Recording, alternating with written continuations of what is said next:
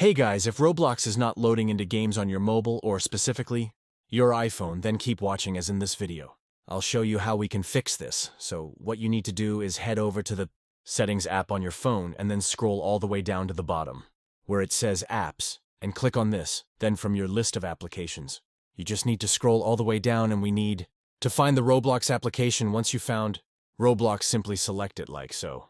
And you want to make sure that background app refresh is turned on and enabled. Then you're going to head back over to the main settings page and scroll all the way up to General and click on iPhone storage, and then once again you'll need to scroll down to find the Roblox application. Once you found it, click on it like so and select Offload App and then confirm by pressing Offload App. Now don't worry, this won't delete any of your data, so you just need to click on Reinstall App, and once the app's reinstalled you can then try launching up Roblo, and that should have now solved any loading issues. If you did find this video helpful, then let me know in the comments below and I'll see you in the next one.